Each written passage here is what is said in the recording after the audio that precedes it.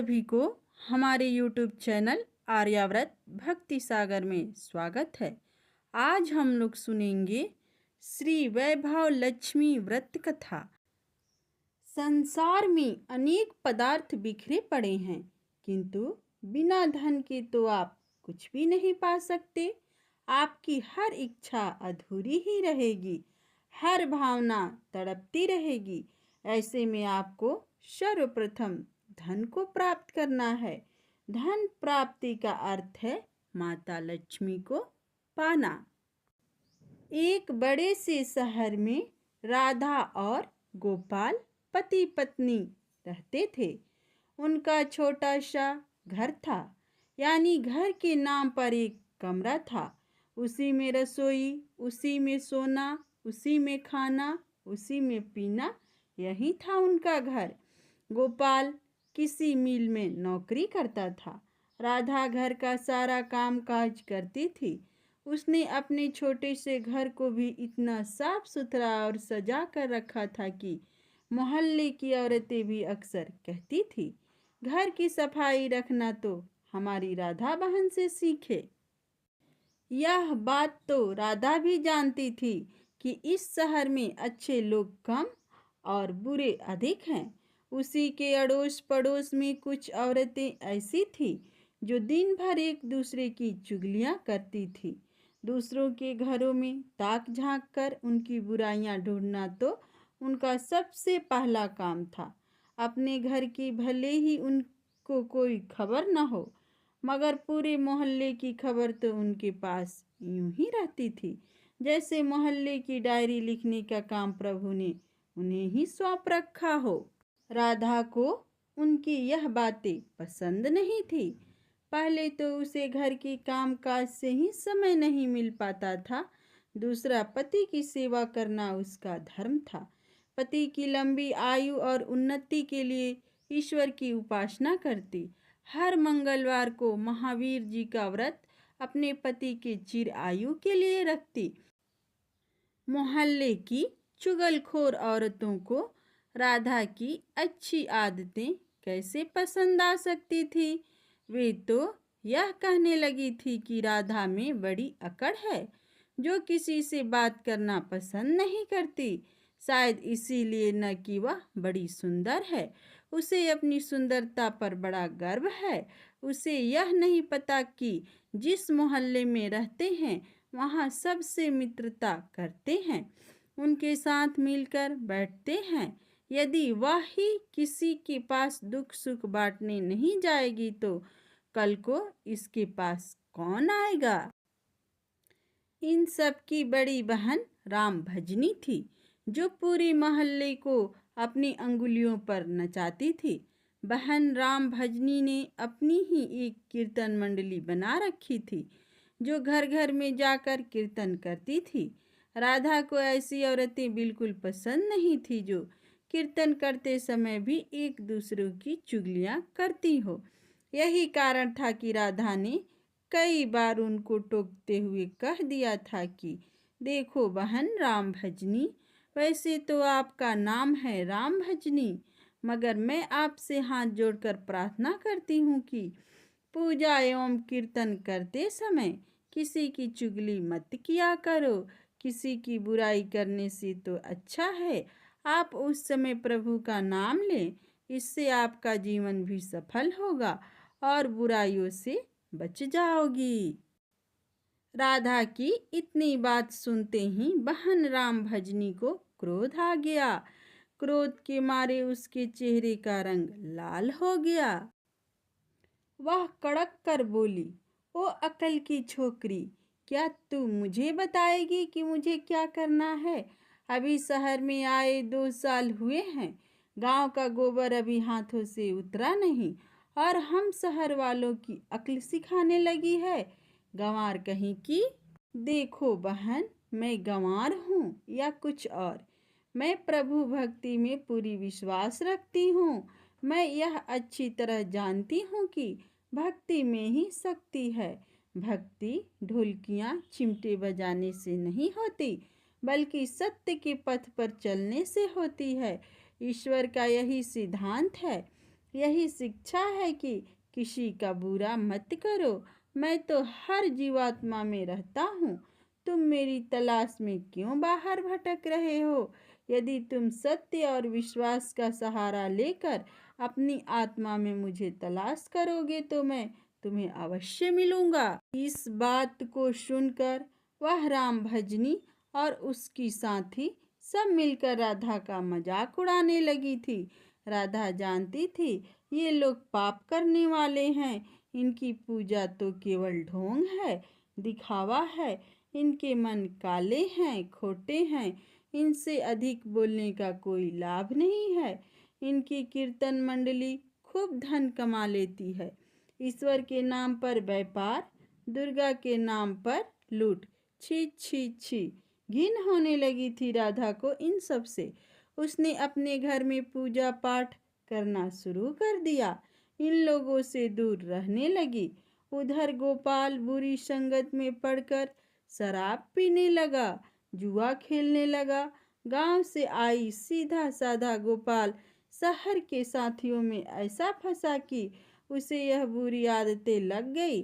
शुरू शुरू में उसने अपने आप को बहुत बचाने का प्रयास किया, लेकिन जब चारों ओर ही आग लगी हो, वह कब तक बच सकता था? एक मजदूर का वेतन ही कितना होता है? सारा मास मेहनत करने पर जो कुछ उन्हें मिलता था उसे घर की 2 समय की रोटी ही चल सकती थी। मकान का किराया, दुनियादारी, कपड़े लत्ते, यह सब कुछ उस वेतन से ही चलता था।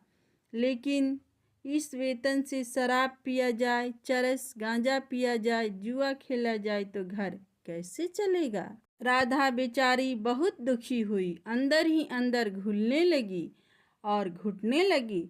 पति को मना करती तो उल्टे उसे मार पड़ती, गालियां सुनने को मिलती। घर में आकर वह इतना हाय हल्ला करता कि लोगों को उनका मजाक उड़ाने का मौका मिलता। वह अंदर अंदर टूटने लगी, हर समय उदास रहने लगी। अपने मन की आग को शांत करने के लिए आंसू बहाती रहती। इस परदेश में उसका कौन था जो उसे सहारा देता? वह तो अकेली पड़ गई थी। आज जाकर उसे प्रभु का ही आसरा था। माँ दुर्गा ही उसे सहारा देगी। माँ लक्ष्मी तो इस घर से रूठ ही चुकी थी। गोपाल ने घर के बर्तन तक बेच डाले थे। इतने बड़े संकट में भी उसने प्रभु पर विश्वास नहीं छोड़ा, माँ दुर्गा की उपासना नहीं छोड़ी। उसे पूर्ण विश्वास था कि एक दिन माँ उसके सारे संकट दूर करेगी। एक दिन जब घर में खाने को कुछ नहीं बचा था, वह 2 दिन से भूखी थी।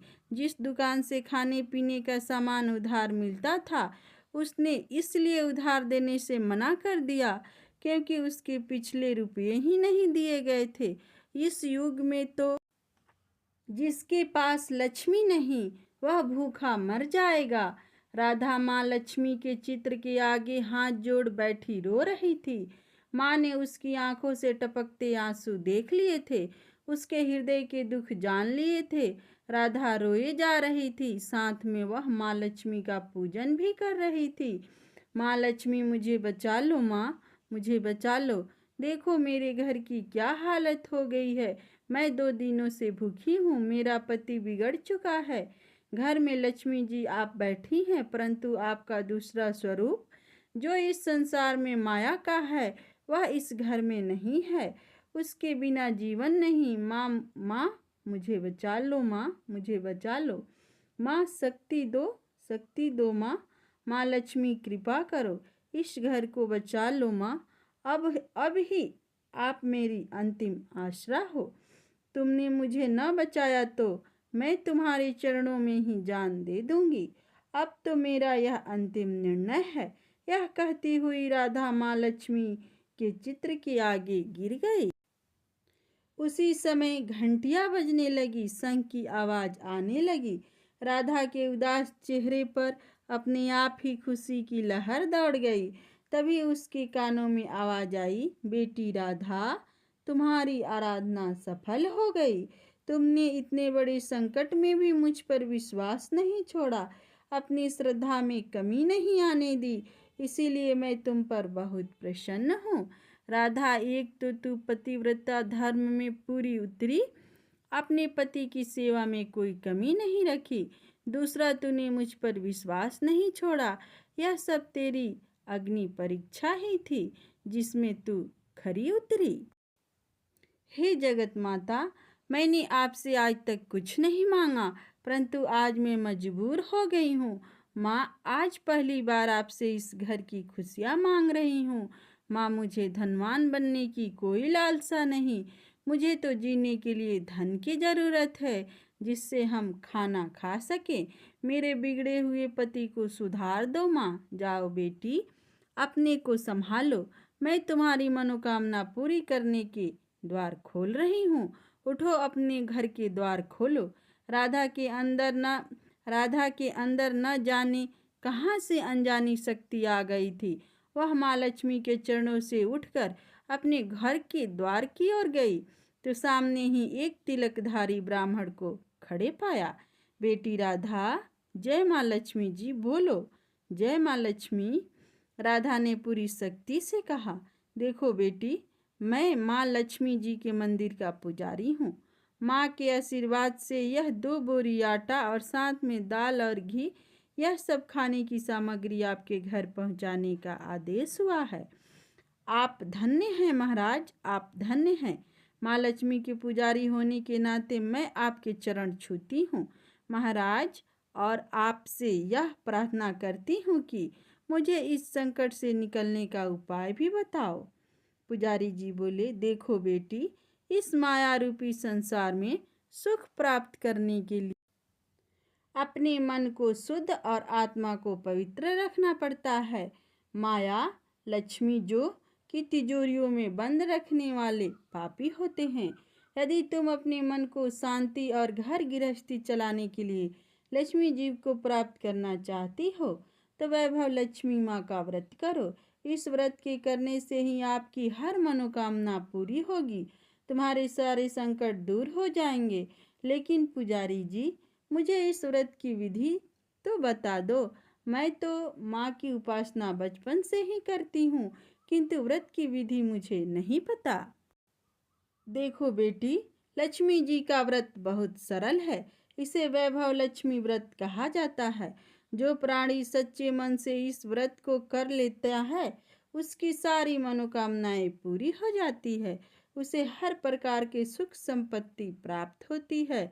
इस व्रत को विधि पूर्वक करने से ही इसका फल मिलता है।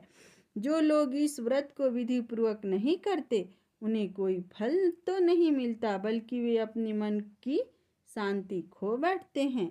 कई पाखंडी और धोखेबाज यह कहते फिरते हैं कि सोने की गहने की हल्दी कुमकुम से पूजा करो, बस व्रत हो गया। परंतु ऐसा ही नहीं। कोई भी व्रत जब तक अपनी विधि अनुसार नहीं किया जाता, उसका फल शून्य ही तो मिलेगा। यह सब कुछ भी अपने आप पर निर्भर करता है। वैसे घर में यदि सोना हो तो व्रत रखकर उसकी उपासना जरूर करें। माँ लक्ष्मी जी का व्रत शुक्रवार को रखना चाहिए। सुबह उठकर नहा धोकर साफ सुथरे कपड़े पहने और दिन भर माँ का पूजन करें। हर समय मुंह से यही शब्द निकले, जय लक्ष्मी माँ, जय लक्ष्मी माँ। शाम के समय पूर्व दिशा की ओर मुंह करके आसन पर बैठें और माँ लक्ष्मी जी की मूर्ति या चित्र किसी ऊंची स्थान पर रखकर उसके आगे चावलों की ढेरी लगाएं।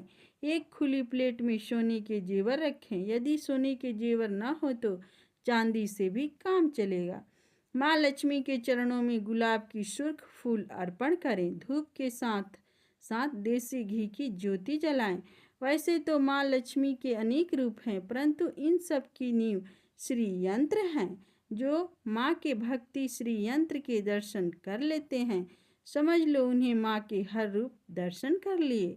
इसीलिए माँ का पूजन के समय श्री यंत्र को मत भूलें। सबसे पहले प्लेट में रखे जेवर को हल्दी का टीका लगाकर 5 बार बोलें, जय माँ वैभव लक्ष्मी, जय माँ वैभव लक्ष्मी। हमारी खाली झोली भर दो माँ, हमारी खाली झोली भर दो। इसके पश्चात घी, आटे और चीनी को भूनकर बनाया गया प्रसाद, जिसमें केले के टुकड़े काटे हों, माँ लक्ष्मी जी की आरती करके उसके प्रसाद को लोगों में बांट दें। बांटते समय भी आपके जुबान पर माता लक्ष्मी जी की जय जरूर रखना होना चाहिए। यह व्रत निरंतर 21 या 51 रखें। जो कहते हैं सूर्यास्त होने के पश्चात माँ की उपासना करके जब प्रसाद बांट ले तो आप भी भोजन ग्रहण कर सकते हैं। बड़ी चावलों को सब पक्षियों को डाल दें। व्रत रखने वाले हर भक्त के लिए यह जरूरी है कि वह श्री वैभव लक्ष्मी का व्रत कथा पाठ करे और लोगों को भी कथा सुनाए। इससे और अधिक पुण्य मिलता है। यह सारे व्रत जब विधि पूर्वक हो जाएं तो इसके स्वरूप फल स्वरूप प्राणी की हर इच्छा पूरी हो जाती है। माँ लक्ष्मी स्वयं उनका कल्याण करती हैं। उनके घर में सुख ही सुख मिलते हैं। धन तो आता ही है, परंतु जिनके घर में संतान न हो उनके लिए यह व्रत वरदान से कम नहीं है। जब व्रत संपूर्ण हो रहे हों अर्थात 21वां या 51वां व्रत जब रखे तो उस दिन 7 छोटी बच्चियों को घर बुलाकर उन्हें उनके मनपसंद भोजन खिलाएं। फिर कन्या को चांदी का अथवा गिलट का एक एक सिक्का दक्षिणा के रूप में दें। उसी दिन माँ लक्ष्मी की श्री वैभव लक्ष्मी व्रत कथा की 100 या 51 प्रीतियाँ माँ भक्तों को अपने हाथों से बांट दें। यदि इतनी प्रतियों की शक्ति न हो तो 11 तो अवश्य बांटनी चाहिए। माँ की प्रतिमा के आगे बैठ दोनों हाथ जोड़कर उनसे प्रार्थना करते हुए कहें, हे माँ लक्ष्मी, आपकी और प्रभु की कृपा से मैंने अपने व्रत को विधि पूर्वक पूरा कर लिए हैं। इसीलिए हे माँ, आप हमारी इच्छा पूरी करो, हमारी मनोकामना पूरी कर दो। माँ, हमें सदा सुखी रखना, हमारे परिवार को सुख देना। माँ, बस बेटी यह हर प्राणी के लिए कल्याण मार्ग है। तुम भी श्री वैभव लक्ष्मी माता का व्रत करो, तुम्हारा पति भी ठीक हो जाएगा, तुम्हें धन भी मिलेगा, तुम सदा कष्ट मुक्त रहोगी। यह कहते हुए पुजारी जी तो चले गए। राधा ने आटे की बोरियां पड़ोसन की सहायता से अंदर रखवा दी। दालों को भी अंदर रखा। माँ लक्ष्मी की उपासना तो कर ही रही थी, परंतु विधि अनुसार नहीं कर पाती थी। आज माँ लक्ष्मी ने उसकी हालत देखकर जो उसकी सहायता की है उसे वह कैसे भूल सकेगी। सहसा उसे ध्यान आया, कल ही शुक्रवार है, मैं कल से ही माँ लक्ष्मी जी की 21 व्रत आरंभ करूंगी। दूसरे ही दिन से राधा ने शुक्रवार का व्रत आरंभ कर दी और साथ ही माँ का व्रत रखा। सारा दिन माँ की आरती करती रही। फिर उसने रात्रि के समय श्री वैभव लक्ष्मी व्रत कथा का पाठ करके घर आए पति के चरण छूकर उसे प्रसाद खिलाया तो उसके पति ने उसे प्यार से सीने से लगाकर कहा, मेरी राधा, तुम तो सचमुच देवी देवी ही लग रही हो। मैं ही पापी था जो आज तक देवता न बनकर राक्षस बना रहा, लेकिन आज मेरी आंखें खुल गई है। अब मुझे अपनी भूल का एहसास हो रहा है। मैं आज माँ लक्ष्मी के चरणों में बैठकर यह प्रतिज्ञा करता हूँ कि मैं कभी भी शराब नहीं पीऊँगा, न कभी जुआ खेलूँगा, नहीं गंदे और बुरे लोगों की संगत में बैठूँगा। मैं तुम्हें कभी दुख नहीं दूँगा। मेरे देवता, मेरे प्राणनाथ, माँ लक्ष्मी की कृपा से आप सुधर गए तो मुझे संसार के खजाने मिल गए। आज मैं कितनी खुश हूँ। माँ ने मेरी उजड़ा घर बसा दिया, मेरा सुहाग मुझे मिल गया। अब मैं 21 व्रत पूर्ण करके श्री वैभव लक्ष्मी व्रत कथा की 51 प्रीतियाँ लक्ष्मी भक्तों में बांटूंगी ताकि उनका भी मेरे ही भांति कल्याण हो जाए। गोपाल ने अपनी पत्नी का हाथ पकड़कर उसे चूमते हुए कहा, देखो राधा, जिस माँ लक्ष्मी ने मुझे पाप के संसार से निकाल दिया है, मैं भी उनका 21 व्रत रखूंगा, सदा घर में उनकी पूजा करता रहूंगा। राधा ने अपनी पति के चरणों में अपना सिर रखते हुए कहा, मेरे देवता, आज मैं बहुत प्रसन्न हूँ, बहुत ही प्रसन्न। माँ लक्ष्मी की कृपा से मुझे आज नया जीवन मिला। इसी प्रकार माता लक्ष्मी का एक और कथा है। देखा जाए तो यह पूरा संसार लक्ष्मी के चारों ओर नृत्य कर रहा है। हर छोटा बड़ा लक्ष्मी को पाकर धनवान बनने के चक्कर में है। हर प्राणी धनवान बनने के सपने देखता रहता है। ऐसा ही एक प्राणी मांगेराम था, जो छोटा सा व्यापारी था। थोड़ा बहुत कोई अनाज या तेल खरीद कर स्टॉक कर लेता। जब उसका भाव बढ़ जाता तो उसे बेच देता। उससे जो लाभ होता उसी में अपना जीवन व्यतीत करता। हर बार तो हर काम में लाभ नहीं होती। एक बार मांगेराम ने कुछ ऐसा सामान खरीद कर गोदाम में भर लिया, जिससे कि उसके विषय में उसे पूर्ण यह विश्वास था कि इस साल की बजट में उन चीज़ों के दाम अवश्य बढ़ेंगे, तो वह इनको बेचकर खूब धन कमा लेगा। फिर वह सेठ मांगेराम बन जाएगा। परंतु उसने जो सोचा था सारे काम उसके विपरीत हो गए। उन चीज़ों के भाव बढ़ने के बजाय कम हो गए, जिसके कारण इसे इतना घाटा हो गया कि मांगेराम का सारा धन चला गया। ऐसे समय में इंसान को क्या सोचता। उसके जीवन में न छटने वाले अंधेरे छा गए। वह उदास और निराश घर पर पड़ा रहने लगा। सारा धंधा चौपट हो गया। चिंता के मारे मांगेराम अंदर ही अंदर सूखने लगा। उसकी पत्नी जब अपने पति की यह हालत देखी तो उसके दिल भी डूबने लगता। एक ओर तो घर में खाने को कुछ नहीं था, दूसरी ओर कारोबार बंद हो गया, तीसरा उसके पति ने खटिया पकड़ लिया। ऐसे में वह क्या करे, कहाँ जाए। इन्हीं चिंताओं में डूबी राम देवी रात रात भर सो न सकती। नींद नहीं आती ही कहाँ थी, नींद मानो रूठ ही गई थी। वह रोज सुबह उठकर विष्णु भगवान जी के मंदिर जाती।